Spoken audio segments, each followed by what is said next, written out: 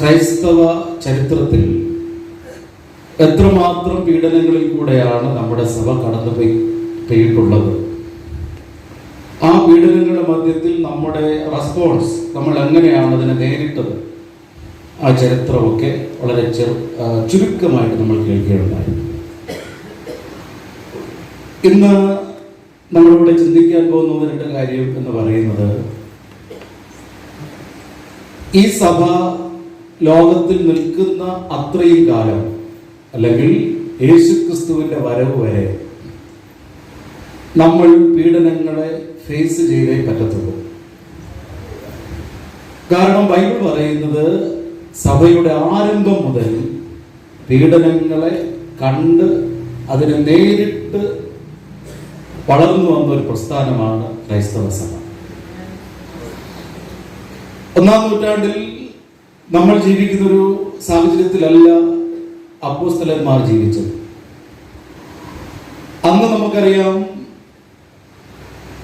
അവർ പല കാര്യങ്ങളും നേരിട്ട് ആ വെല്ലുവിളികൾ ഏറ്റെടുത്തിട്ടാണ് യേശു ആരാണെന്ന് ഈ ലോകത്തോട് വിളിച്ചു പറയാൻ അവർക്ക് സാധിച്ചത്.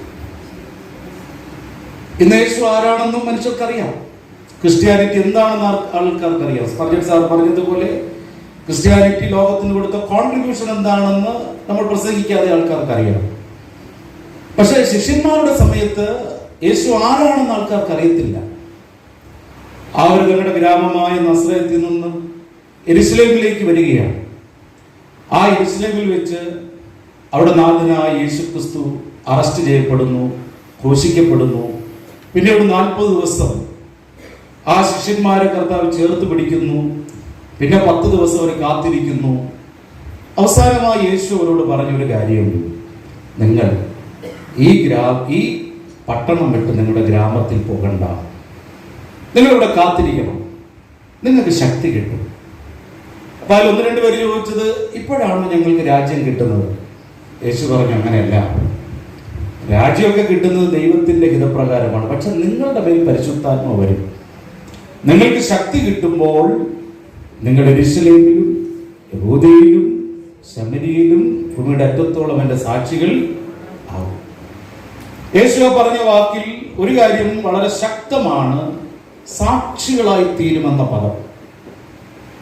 ശിഷ്യന്മാര് ആ പട്ടണത്തിൽ കാത്തിരിക്കുമ്പോൾ അവർ ചിന്തിച്ചത്, യേശു എത്രയും പെട്ടെന്ന് ഇവിടെ ഒരു ഭൗതിക രാജ്യമൊക്കെ സ്ഥാപിക്കും, അവിടെ നമുക്ക് പ്രൈം മിനിസ്റ്റർമാരായും മന്ത്രിമാരുമായിട്ടൊക്കെ ഇരിക്കാം. പക്ഷെ യേശു അവരോട് പറയുന്നു, നിങ്ങൾ ഇവിടെ ഇരിക്കുമ്പോൾ നിങ്ങൾക്ക് ശക്തി കിട്ടും. ആ ശക്തി വരുമ്പോൾ നിങ്ങൾ എൻ്റെ സാക്ഷികളായിട്ട് മാറും. ഗ്രീക്ക് ബൈബിളിൽ നമ്മൾ വായിക്കുമ്പോൾ സാക്ഷിയാകി എന്ന് പറയുന്ന ആ വാക്ക് യേശു ഉപയോഗിക്കുന്നത്, നിങ്ങൾ എനിക്ക് വേണ്ടി മരിക്കും, രക്തസാക്ഷികളായിട്ട് മാറും. മാർട്ടിറോസ് എന്ന പദമാണ് ഉപയോഗിച്ചത്. അതൊരു പ്രവചനമായിരുന്നു. ഈ ലോകത്തിൽ എന്തൊക്കെ ആയിത്തീരാമെന്ന സ്വപ്നം കണ്ടുകൊണ്ടിരുന്ന 12 പേരോട് യേശു പറയുന്നു, ചിലർ യെരുശലേമിൽ മരിക്കും, ചിലർ യഹൂദയിൽ മരിക്കും, ശമരിയിൽ മരിക്കും, ചിലർ ഭൂമിയുടെ അറ്റത്തോളം മരിക്കും. അങ്ങനെ അവർ 12 പേരും ഒരാളൊഴികെ അവർ യേശുവിന് വേണ്ടി മരിച്ചു. അതിലൊരാളായിരുന്നു തോമസ്. ഈ ഭാരതത്തിൽ വന്നു. അതിന്റെ ചരിത്രരേഖകൾ നമ്മൾ വായിച്ചിട്ടുണ്ട്, പഠിച്ചിട്ടുണ്ട്, പഠിപ്പിക്കാറുണ്ട്. ആളിവിടെ 7 പള്ളികൾ സ്ഥാപിച്ചു. ഒരു പള്ളി നമ്മുടെ സമീപത്ത് തന്നെ ഉണ്ടല്ലോ, നമുക്കറിയാം. അവസാനം ചെന്നൈയിൽ അദ്ദേഹം എംബ്രാൻമാരുടെ കുത്തേറ്റ് രക്തസാക്ഷിയായിട്ട് മരിക്കുകയാണ്. അപ്പൊ ഈ പീഡനം എന്ന് പറയുന്നത് യേശുവിന്റെ വാക്കുകളിൽ തുടങ്ങി ഇങ്ങോട്ട് വിസ്തരിക്കാൻ പറ്റാത്ത വിധം ദാരുണമായ പീഡനങ്ങളിൽ കൂടെയാണ് ക്രൈസ്തവ സഭ കടന്നുപോയിട്ടുള്ളത്. പകൽ കൊലോസ്യങ്ങളിൽ മൃഗങ്ങളുമായി ആയുധമില്ലാതെ യുദ്ധം ചെയ്യുക ക്രിസ്ത്യാനി. 10-25,000 ആളുകൾ നോക്കിയിരിക്കുന്ന ആ വേദിയിൽ ആയുധമില്ലാതെ മൃഗങ്ങളുമായി പോരാടുക. എന്നിട്ട് ഉച്ചയ്ക്ക് ശേഷം നടക്കുന്ന നൂൺ ഷോയിൽ ആ ക്രിസ്ത്യാനി ആയുധവുമായിട്ട് മൃഗത്തോട് പോരാടുക. ജയിക്കുകയാണെങ്കിൽ അന്ന് രാത്രി ആ കൊലോസ്യത്തിൽ വെച്ച് നടക്കുന്ന നൈറ്റ് ഷോയിൽ ആ ക്രിസ്ത്യാനിയെ മൃഗീയമായി, ഇവിടെ സ്റ്റേറ്റ്സിനെ കൊന്നതിനേക്കാളും ദാരുണമായി കൊല്ലുന്ന ചരിത്രം. കഴിഞ്ഞ 10 വർഷത്തെ ഒരു ചരിത്രം പഠിച്ചപ്പോൾ എനിക്ക് മനസ്സിലായത്, സുവിശേഷ നിമിത്തം ഏറ്റവും കൂടുതൽ ആളുകൾ അറസ്റ്റ് ചെയ്യപ്പെട്ടത് നമ്മുടെ ഭാരതത്തിലാണ്. അപ്പൊ ഇതിനോടുള്ള നമ്മുടെ സമീപനം എന്താണ്? എങ്ങനെയാണ് നമ്മൾ പീഡനങ്ങളെ കാണേണ്ടത്? ജെയ്മസി സംഘിന്റെ ചെയർമാൻ പറയുമ്പോൾ 1-2 വാക്കുകൾ ഞാൻ ശ്രദ്ധിച്ചു. ഇന്നത്തെ തലമുറ, ഒരുപക്ഷെ ക്രൈസ്തവരായ നമ്മുടെ കുട്ടികൾ, അവർ ആരോഗ്യമില്ലാത്തത് കൊണ്ടോ അവർക്ക് മാർഷൽ ആർട്ട് അറിയാത്തത് കൊണ്ടോ സംഘടിക്കാൻ അറിയാത്തത് കൊണ്ടല്ല. അവർക്ക് സംഘടിക്കാൻ അറിയാം, അടിക്ക് തിരിച്ചടി കൊടുക്കാൻ അവർക്കറിയാം, അവർക്ക് കരുത്തുണ്ട്, വിദ്യാഭ്യാസമുണ്ട്, അവർ കായികമായി നേരിടാൻ അവർ പ്രാപ്തരാണ്. ഇവിടെ ന്യൂനപക്ഷമാണെങ്കിൽ പോലും ക്രൈസ്തവരായ നമ്മൾ സംഘടിച്ചാൽ, നമ്മുടെ മക്കൾ സംഘടിച്ചാൽ, ഒരുപക്ഷെ അവരെ ഭയപ്പെടുത്താനും തുരത്താനും നേരിടാനും നമുക്ക് പറ്റും.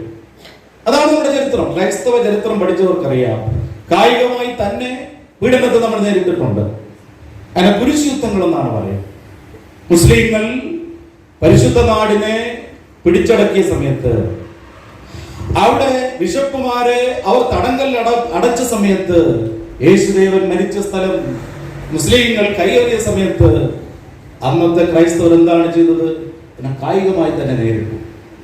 അവിടെ ജയമോ പരാജയം എന്നുള്ളതല്ല, കുരിശുയുദ്ധങ്ങൾ നയിക്കപ്പെട്ടു. ചരിത്രം അതിന് സാക്ഷിയാണ്. അപ്പൊ നമുക്കതിന് പറ്റും. എന്താണ് നമ്മുടെ മാർഗം? നമ്മളോട് പറയുന്നത് എന്താണ് നമ്മുടെ സമീപനം? എനിക്ക് തോന്നുന്നു 1-ാം നൂറ്റാണ്ടിൽ ശിഷ്യന്മാര് അഭികരിച്ച ഏറ്റവും വലിയ പ്രശ്നം ഈ പീഡനങ്ങൾ കായികമായ പ്രശ്നങ്ങൾ മാത്രമല്ല, ശാരീരികമായ പീഡനങ്ങൾ മാത്രമല്ല, തത്വശാസ്ത്രപരമായ പീഡനങ്ങൾ എന്ന് പറഞ്ഞാൽ യേശു മാത്രം ദൈവമെന്ന് തെളിയിക്കേണ്ട ബാധ്യത ശിഷ്യന്മാർക്കുണ്ടായിരുന്നു. കാരണം അവർ ജനിച്ചു വളരപ്പെട്ടത്, അവർ പ്രസംഗിക്കാൻ തുടങ്ങിയ പശ്ചാത്തലം എന്ന് പറയുന്നത് ഗ്രീക്ക് ദൈവങ്ങളുടെ പശ്ചാത്തലത്തിലാണ്. അന്ന് ഏറ്റവും വലിയ ഫിലോസഫി ഗ്രീക്ക് ഫിലോസഫിയായിരുന്നു. Greek language, Greek culture, Greek philosophy. എന്താണ് ഗ്രീക്ക് ഫിലോസഫി പറഞ്ഞത്? ദൈവം ആത്മീയനാണ്, മനുഷ്യരെല്ലാം ഭൗതികരാണ്. അപ്പൊ ഈ ആത്മീയനായ ദൈവം ഭൗതിക ലോകത്തെ ഉണ്ടാക്കിയിട്ടങ്ങ് പോയി. ആ ദൈവത്തിന് ഭൂമിയുമായിട്ട് പിന്നെ ബന്ധമില്ല, കാരണം നമ്മൾ ഭൗതികരാണ്. അതുകൊണ്ട് ഗ്രീക്ക് തത്വജ്ഞാനികൾ പറഞ്ഞത്, ആ വലിയ ദൈവം കുട്ടി ദൈവങ്ങളെ ഉണ്ടാക്കി, കുഞ്ഞു കുഞ്ഞു ദൈവങ്ങളെ ഉണ്ടാക്കി. ഇന്ത്യയിലുള്ളതുപോലെ ദേവികൾ, ദേവതകൾ, ഇഷ്ടദൈവങ്ങൾ, ക്രൂരദൈവങ്ങൾ, ആൺ ദൈവം, പെൺ ദൈവം, അങ്ങനെയൊക്കെയുള്ള ദൈവങ്ങളെ ഉണ്ടാക്കി. ആ ദൈവങ്ങളിൽ കൂടെ ആ വലിയ ദൈവം ഭൂമിയുമായി ബന്ധപ്പെടാൻ തുടങ്ങി.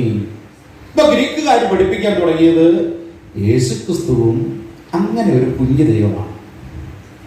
ഈ വലിയ ദൈവത്തിന് ഭൂമിയിലെ മനുഷ്യനുമായി ബന്ധപ്പെടാനുള്ള ഒരു കുട്ടി ദൈവമാണ് യേശു. ആ യേശു ദൈവത്തിന്റെ ഒരു വചനമാണ്, ഒരു ശക്തിയാണ്, ഒരു ഫോഴ്സാണ്, ഒരു എനർജിയാണ്. ആ പശ്ചാത്തലത്തിൽ നിന്നുകൊണ്ടാണ് ശിഷ്യന്മാർ പറയാൻ തുടങ്ങിയത്, നിങ്ങൾ ചിന്തിക്കുന്നത് പോലെ യേശു ക്രിസ്തു ഉണ്ടാക്കപ്പെട്ട ഒരാളല്ല. നിങ്ങൾ ചിന്തിക്കുന്നത് പോലെ അനേക കുട്ടി ദൈവങ്ങളിൽ ഒരു കുട്ടി ദൈവമല്ല യേശു. ശിഷ്യന്മാർ ഉറപ്പോടുകൂടെ പറയാൻ തുടങ്ങി, യേശു മാത്രമാണ് ദൈവം, യേശു ക്രിസ്തുവാണ് സകലത്തിന്റെയും സൃഷ്ടാവ്. അവർക്കതിന് കരുത്തുണ്ടായിരുന്നു. ആ പീഡനങ്ങളെ ഫിലോസഫിക്കലായിട്ടും ശാരീരികമായിട്ടും അവർ നേരിടാൻ അവർക്ക് സാധിച്ചു. അവർ ഭയന്നു പോയില്ല. എന്താണ് അന്നത്തെ പ്രത്യേകത? 1-2 കാര്യങ്ങൾ പെട്ടെന്ന് പറയാൻ നിർത്താം. ഒന്ന്, അവർ വിശ്വസിക്കുന്ന മാർഗത്തെ കുറിച്ച് കൃത്യമായൊരു വെളിപ്പാട് അവർക്കുണ്ടായിരുന്നു. എന്തുകൊണ്ട് ഞാൻ ക്രിസ്ത്യാനിയായിരിക്കുന്നവർ മനസ്സിലാക്കും. നമ്മുടെ തലമുറകൾ മനസ്സിലാക്കേണ്ട ഒരു ചോദ്യം, നീ എന്തുകൊണ്ട് ചർച്ചിൽ പോകുന്നു എന്ന് ചോദിച്ചാൽ കൃത്യത ഉണ്ടായിരിക്കണം. എന്റെ തലവേദന മാറി, പല്ലുവേദന മാറി, അതുകൊണ്ടല്ല പള്ളിയിൽ പോകുന്നത്. യേശു ക്രിസ്തു മാത്രമാണ് ദൈവം, യേശു ക്രിസ്തു മാത്രമാണ് സൃഷ്ടാവ്. ആ വെളിപ്പാട് എനിക്കുള്ളത് കൊണ്ടാണ് ക്രിസ്തുവിനെ ഞാൻ ആരാധിക്കുന്നതെന്നുള്ള ഉറപ്പ് നിങ്ങൾക്ക് ഉണ്ടാകേണ്ട ഒരു കാലഘട്ടത്തിലാണ് നമ്മൾ ചെയ്യുന്നത്. മറ്റൊരു കാര്യം,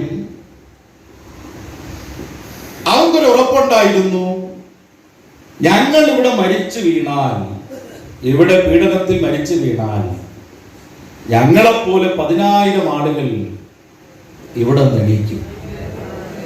അതുകൊണ്ട് തന്നെ 1-ാം നൂറ്റാണ്ടിന്റെ പ്രത്യേകത എന്താണ്? പാസ്റ്റർമാർ അല്ല ഈ സുവിശേഷം പ്രൊപ്പഗേറ്റ് ചെയ്തത്. നിങ്ങളെപ്പോലെ എന്നെപ്പോലെയുള്ള പ്രൊഫഷണൽ ക്വാളിഫിക്കേഷൻ ഇല്ലാത്ത, വലിയ പഠിപ്പറിവൊന്നുമില്ലാത്ത സാധാരണ വിശ്വാസികളെ കർത്താവ് ശക്തമായി ഉപയോഗിക്കുവാനായി. അപ്പൊ ഇങ്ങനെയുള്ള തിരിച്ചറിവുകൾ നമുക്കുണ്ടാകുമ്പോഴാണ് പീഡനങ്ങളോടുള്ള നമ്മുടെ സമീപനത്തിനും വ്യത്യാസമുണ്ടാകും. ഈ കാലഘട്ടത്തിൽ നമ്മൾ മനസ്സിലാക്കണം, പീഡനം അനുദിനം വർദ്ധിക്കുകയാണ്. സ്പർജൻ സാറ് പറഞ്ഞതുപോലെ അത് ഒരു വിധത്തിൽ മാത്രമല്ല. ഭൗതിക, നമ്മൾ ചിലർ ചിന്തിക്കാറുണ്ട്, പണ്ട് ഗ്രഹാം സ്റ്റെയിൻസ് മരിച്ചത് കൊണ്ട്, അങ്ങ് ഓറീസയിൽ പ്രശ്നം ഉണ്ടായതുകൊണ്ട്, അവിടെ പ്രശ്നം നടക്കുന്നതുകൊണ്ട് എനിക്കെന്താണ് കുഴപ്പം, ഞങ്ങൾക്കിവിടെ ഒരു കുഴപ്പമില്ലല്ലോ. പക്ഷേ പിടിച്ചു മുറുകിക്കൊണ്ടിരിക്കുകയാണ്. വളരെ പ്രശ്ന സങ്കീർണമായ അന്തരീക്ഷത്തിലേക്ക് പോയിക്കൊണ്ടിരിക്കുകയാണ്. ഇതുപോലുള്ള കാര്യങ്ങൾ നമ്മുടെ ജീവിതത്തിലെ ചിന്തകളെ ഉണർത്താൻ പര്യാപ്തമാക്കണം. ഇന്ന് ഞാൻ മനസ്സിലാക്കിയപ്പോൾ എനിക്ക് മനസ്സിലാവുന്ന ഒരു കാര്യം, ഇത്തരത്തിലുള്ള സുവിശേഷീകരണത്തെ കുറിച്ച് ചിന്തിക്കുന്ന വളരെ കുറച്ച് വിശ്വാസികൾ മാത്രമേ സഭയുള്ളൂ. 100 വിശ്വാസികളെ എടുത്തു കഴിഞ്ഞാൽ ഒരു 90 പേര് പോലും ജീവിതത്തിൽ ഒരിക്കൽ പോലും യേശുവിനെ കുറിച്ച് മറ്റുള്ളവരോട് പറയാത്തവർ. അതിലൊരു 80% വിശ്വാസികളും ഒരിക്കൽ പോലും ഒരാളെപ്പോലും യേശുവിന് വേണ്ടി കൊണ്ടുവരാതെ മരിക്കുന്നവരാണ്. 75% വിശ്വാസികളും സുവിശേഷ വിലയ്ക്ക് വേണ്ടി പണം മുടക്കാത്തവരാണ്. ആ പശ്ചാത്തലത്തിൽ ഇത്തരത്തിലുള്ള അനുസ്മരണ പരിപാടികളും പീഡനങ്ങളെ കുറിച്ചുള്ള ചിന്തകളും നമ്മുടെ ചിന്തകളെ വർദ്ധിപ്പിക്കട്ടെ.